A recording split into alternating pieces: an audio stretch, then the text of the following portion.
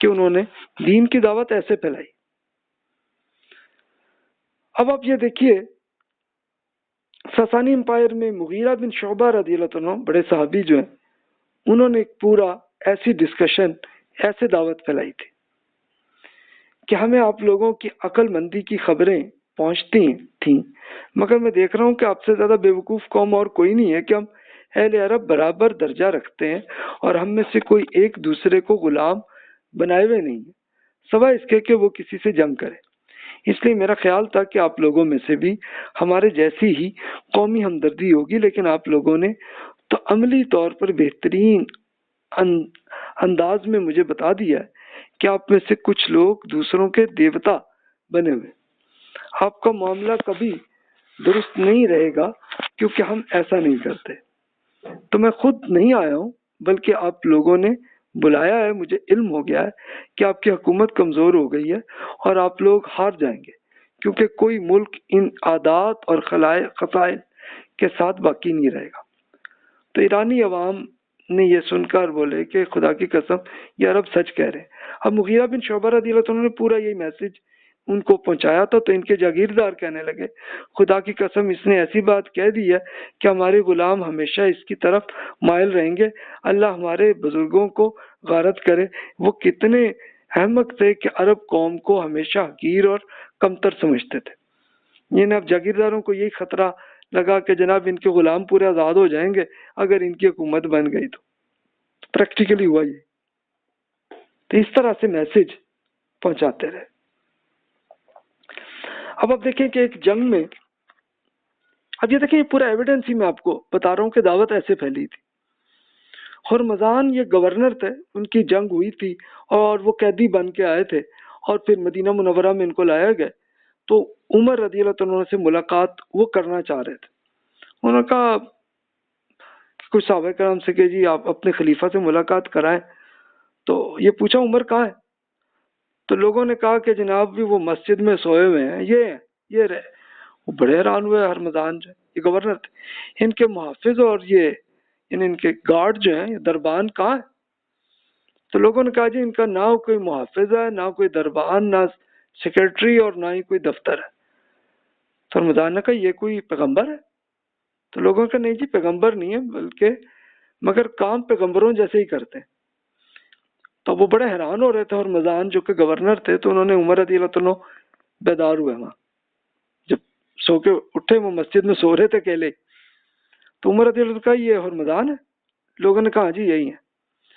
تو عمر رضی اللہ عنہ نے ان کے لباس کو دیکھا تو کہا جہنم کی آگ سے اللہ کی پناہ مانگتا ہوں اور اس سے مدد کا طالب ہوں۔ اللہ کا شکر ہے کہ جس نے اسلام کے ذریعے اسے اور اس کے ساتھیوں کو ذلیل کیا۔ مسلمانوں آپ اس دین کی پابندی کیجیے اور اپنے رسول صلی اللہ علیہ وسلم کے طریقے سے ہدایت حاصل کریں۔ دنیا حاصل کر کے اس پر غرور مت کیجیے، کیونکہ یہ دھوکہ دینے والا۔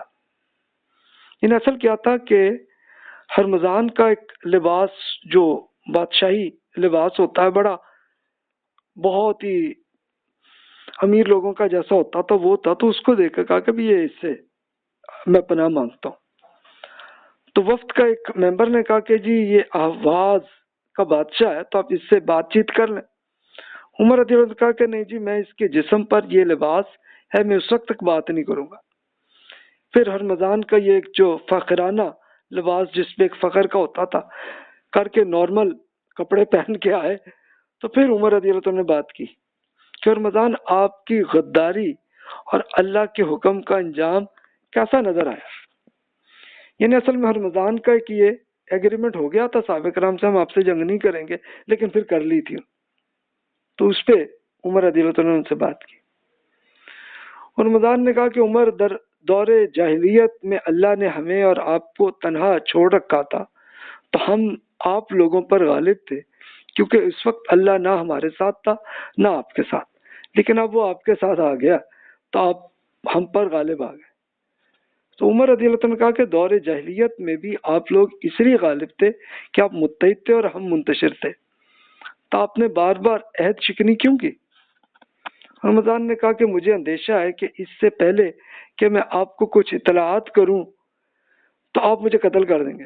عمر رضی اللہ عنہ نے کہا کہ نہیں اندیشہ نہ کریں، آپ پہ کچھ نہیں، تو ہرمزان نے کہا کہ مجھے پانی پلا دیں. خیر پانی لے کے آیا ان کو. تو پھر کہا کہ میں یہ پیاس سے مر بھی جاؤں تب بھی اس پیالے سے پانی نہ پیوں گا. تو اب ہوا یہ کہ اب وہ ڈرے تھے کہ کبھی میں ڈرا تو پانی پی لیا تو قتل کر دیں گے. عمر رضی اللہ عنہ نے کہا کہ نہیں بھی یہ کنفرم ہے، اب پانی اگر آپ نہیں پئیں گے تب بھی آپ کو کوئی نقصان نہیں پہنچائیں گے. لیکن ہرمزان کو یہ لگا کہ جناب یہ پانی پلا کے پھر مار دیں گے مجھے. تو وہ پھر بڑا ڈرا کیونکہ ان کا اپنا طریقہ یہی تھا. تو عمر رضی اللہ عنہ نے اور پانی ان کو لے جا کے دیا کہ نہیں جی آپ پئیں. تو ہرمزان نے کہا کہ نہیں جی مجھے پانی کی خواہش نہیں ہے بلکہ میرا مقصد امان حاصل کرنا. تو عمر رضی اللہ عنہ نے کہا کہ جی میں آپ کو پھر قتل کروا دوں. ہرمزان نے کہا جی آپ تو مجھے امان دے چکے. عمر نے کہا کہ پھر آپ جھوٹ کیوں کہہ رہے. تو انس رضی اللہ عنہ بیٹھے تو انہوں نے امیر المومنین یہ سچ کہہ رہے ہیں کہ آپ نے امان دے دی ہے. تو عمر رضی اللہ عنہ نے پھر یہ کہا کہ انس کیا میں مجزات بن سور اور برا بن مالک کے قاتل کو امان دے سکتا ہوں؟ ثبوت لائیے ورنہ پھر واللہ میں آپ کو سزا دوں گا. یہ اصل کیا تھا کہ یہ کچھ مسلمان تھے جن کو ہرمزان نے قتل کروائے تھے، تو اس لیے ان کو یہ ڈر تھا کہ یار مجھے بھی اب ماریں گے. تو انس رضی اللہ عنہ کا آپ نے کہہ دیا نا کہ جب تک یہ آپ سے بات نہ کر لیں اور پانی نہ پئیں تو آپ انہیں نقصان نہیں دیں گے. سب صحابہ نے کہا. تو عمر رضی اللہ عنہ نے کہا ہرمزان آپ نے مجھے فریب کیا ہے، یہ پانی کا اس لیے تم نے گرا دیا پانی کو. تو واللہ میں کسی مسلمان کے فریب میں کیسے آ سکتا ہوں. اس میں ہرمزان خود ایمان لائے تھے اور عمر رضی اللہ عنہ نے ان کو پھر 2000 درہم مقرر کر کے یعنی ان کو سیلری کر کے مدینہ میں آباد کیا. سوچیں ذرا کیسا ایٹیٹیوڈ رہا ان سے کہ یہ خود ہرمزان گورنر تھے جنہوں نے کئی مسلمانوں کو قتل کیا تھا. تو وہ خود ایمان لے آئے تو ان کو چھوڑ دیا کہ جنگی قیدیوں میں بھی دعوت اصل میسج اللہ کے دین کا وہ ایسے پہنچاتے رہے. اب آپ مزید ایویڈنس دیکھیے. یہ رومی جاسوس نے جو پورا رپورٹ کی تھی سچویشن، ایک رومن جاسوس نے، تو ان کا نام تھا پپکلارتھا. تو ان کو ایک عرب جاسوس کو مسلم لشکر میں بھیجا اور پوری انفارمیشن لی کہ ان کی کیا سچویشن، ریکی کے طور پر جاسوسی کے طور پر یہ لی. تو انہوں نے انفارمیشن کیا دی، یہ بتایا کہ یہ لوگ رات کو راہب ہیں اور دن کو شہ سوار ہیں.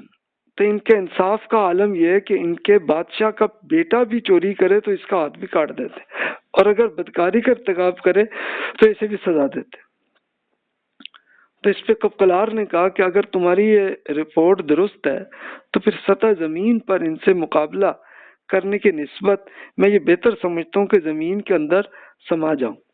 کاش خدا مجھ پر اتنا کرم فرمائے اور مجھے ان سے چھٹکارا دلوا دے، نہ میں ان پر فتح پاؤں اور نہ میں ان پر. تو یہ لوگ دن کے وقت شہ سوار ہیں اور رات کو راہب ہیں، یعنی عبادت کرنے والے. یہ اپنی رعایا کا مال بھی قیمت دے کر ہی حاصل کرتے ہیں. جب گھروں میں داخل ہوتے ہیں تو سلام کرتے ہیں اور جو کوئی ان سے جنگ کرتا ہے تو اس کے سامنے کھڑے ہو کر اس کا خاتمہ بھی کر لیتے ہیں. اب یہ ہرکل جو رومن امپائر کا بادشاہ تھا، یہ انہوں نے کہا اگر تم سچ کہتے ہو تو وہ میرے قدموں کے نیچے کی زمین کے ضرور وارث بنیں گے. اور ہرکل نے یہ پہلے ہی ابو سفیان رضی اللہ عنہ جو ابھی ماننے لائے تھے ان سے ڈسکشن کی تھی، تو ہرکل نے یہی بات کی تھی کہ جی کنفرم ہے کہ یہ واقعی اللہ تعالیٰ کے دین کو صحیح پہنچانے والے ہیں. تو یہ کنفرم. اچھا پھر اب ایک ایرانی سفیر جو ہیں وہ چائنا پہنچے تھے تاکہ ان سے مدد مل جائے. ان سے جو ڈسکشن ہوئی تھی وہ بھی دیکھ لیں تو آپ کو یہ سامنے آ جائے گا کہ کیسے کس طرح سے وہ سچویشن تھی صحابہ کرام کی.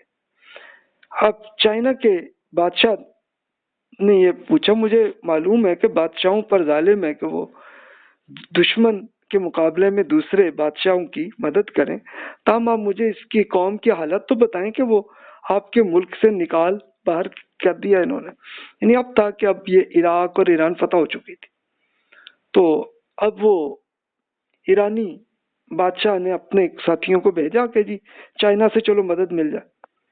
تو ایرانی سفیر نے کہا کہ آپ جو مناسب سمجھتے ہیں دریافت فرمائیں. تو چائنا کے بادشاہ نے کہا کہ یہ لوگ وعدے کی پابندی کرتے ہیں. کہاں جی کرتے ہیں. اچھا آپ لوگوں سے جنگ کرنے سے پہلے کیا کہتے ہیں؟ تب سفیر ایران نے کہا کہ جی وہ ہمیں 3 چیزوں میں سے انتخاب کی دعوت دیتے ہیں، یا تو ان کا دین قبول کریں، اگر ہم ان کا دین قبول کر لیں تو ہمیں اپنے جیسے سمجھتے ہیں، اور اگر جزیہ ادا کریں تو وہ ہماری حفاظت کریں گے، اور وہ ہم سے، اور اگر ہم نہیں یہ بھی نہیں مانتے تو پھر جنگ کریں گے. تو چائنا کے بادشاہ نے کہا کہ یہ لوگ اپنے حکام کے اطاعت کیسے کرتے ہیں؟ تو سفیر ایران نے کہا کہ جی یہ اطاعت کرتے ہیں کہ جیسے آپ اپنے مذہبی رہنما کی کرتے ہیں، اتنی کرتے ہیں.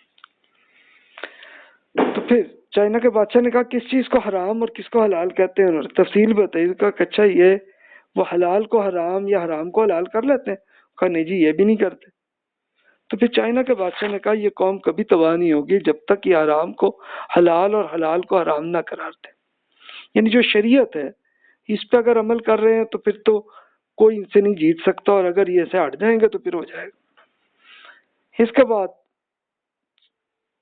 جو چائنا کا بادشاہ ہے اس نے سواریوں کی تفصیلات پوچھی، اور پھر اس کے بعد ایران کے بادشاہ کو خط میں یہ کہا کہ آپ کی مدد کے لیے ایسا عظیم الشان لشکر بھیجنے سے جس کا ایک حصہ مرو یعنی جو ایک ترکمانستان ہے وہاں میں اور دوسرا چین میں، صرف اس بات نے روک رکھا ہے کہ میں اس قوم کی حالات سے ناواقف ہوں. لیکن جیسا آپ کے سفیر نے بیان کیا یہ قوم ایسی ہے کہ اگر وہ پہاڑوں کا مقابلہ کرے تو وہ ان کو بھی پاش پاش کر دے گی. اگر ان کے لشکر کو آزاد چھوڑ دیا جائے تو وہ مجھے بھی ہٹا سکیں گے، بشرطے کہ ان میں سے یہ خصوصیات باقی رہ گئی ہوں. تو میرا مشورہ ہے کہ آپ ان سے صلح کر لیں اور اس میں عزت سمجھیے، جب تک وہ آپ پر حملہ نہ کریں آپ ان سے ہرگز جنگ نہ کریں. تو اس کے بعد شاہ یزدگرد یہ ایران کا بادشاہ تھے، تو اس کا شاہی خاندان فرغانہ جو کہ آج کل ازبکستان میں وہاں چلے گئے اور رہنے لگے، تھوڑا سا حصہ ان کا رہ گیا تھا تو وہیں پہ رہے. تو امیجن کریں کہ یہ خود اب چائنا کا بادشاہ کو جو بھی انفارمیشن ملی ہے تو انہوں نے یہ ایٹیٹیوڈ بتایا ہے صحابہ کرام کا. تو اس کا پھر جناب یہ رزلٹ ہے. اچھا اب یہ امیجن کریں کہ یہ وہ ایٹیٹیوڈ تھا کہ جس سے یہ عمر رضی اللہ عنہ نے اپنی فوج کو کیا کیا حکم دیے تھے جس پہ وہ عمل بھی ایکچولی کر رہے تھے. اس میں سے حضرت سعد بن نبی وقاص رضی اللہ عنہ جنہوں نے ایران فتح کی تھی تو ان کو یہ فرمایا کہ اپنے دل کو مضبوط رکھیے، اپنے لشکر کو نصیحت کرتے رہیے اور حسن نیت اور اخلاص کی تلقین کرتے رہیے. جو شخص اس سے غافل ہو جائے اسے پھر تنبیہ کیجیے گا. صبر و استقلال سے کام لیجیے گا، اللہ کی طرف سے مدد نیت کے مطابق ہی آتی ہے اور ثواب خلوص کے مطابق ہی ملتا ہے. اپنے ماتحتوں اور ذمہ داریوں کے بارے میں محتاط رہیے گا، اللہ سے عافیت کی طلبگار رہیے گا اور لا حول ولا قوت کا اکثر ورد کرتے رہیے گا. پھر سعد رضی اللہ عنہ کے ایک اور خط میں یہ فرمایا کہ میرے دل میں یہ بات آئی ہے کہ جب آپ لوگ دشمن سے لڑیں گے اور اسے شکست دیں گے تو اس سے اپنے دل سے شکوک اور شبہات کو نکال دیجیے گا، اللہ پر بھروسہ رکھیے گا. اگر آپ میں سے کوئی شخص محض مذاق میں بھی کسی اجمی کا امان، اجمی سے مراد ایرانی کو امان دے گا اور ایسا اشارہ کرے گا تو پھر اجمی نہ سمجھے گا مگر اس کو امان سمجھیں اور آپ اسے امان کا برقرار دیجیے گا. ہنسی مذاق سے پرہیز رکھیے گا، وعدوں کا پورا کیجیے گا کیونکہ اگر وعدہ غلطی سے بھی پورا ہو جائے تب بھی اس کا نتیجہ اچھا ہے، مگر وعدہ خلافی اگر غلطی سے بھی ہو جائے تو اس کا انجام ہلاکت ہے. تو اس سے آپ کی کمزوری اور دشمن کی قوت ظاہر ہوتی ہے، آپ کی ہوا اکھڑ جاتی ہے اور دشمن کی قدم جم جاتی ہیں. یاد رکھیے کہ میں آپ کو اس سے خبردار کرتا ہوں تاکہ آپ مسلمانوں کی توہین اور ذلت کا باس نہ بنے۔ تو دیکھیے حضرت سعد بن نبی وقاص رضی اللہ عنہ نے ایسے ہی عمل کیا اور آسانی سے ایران فتح ہوا، اور پھر اس کے عام لوگ، ان کی میجورٹی، وہ بھی ایمان لے آئے۔ تو جناب یہ ایک صورتحال ہوئی تھی۔ تو یہ پوری بات میں آپ کے سامنے عرض کر چکا ہوں۔ اگلے لیکچر میں ہم انشاءاللہ دیکھیں گے کہ پھر اگلے عرصے میں پھر کیسے دعوت پھیلتی چلی گئی ہے۔ تو جناب یہ لیکچر کو اب یہاں پہ میں مکمل کرتا ہوں۔ ابھی آپ کے ذہن میں جو بھی سوال ہے آپ ای میل کر سکتے ہیں۔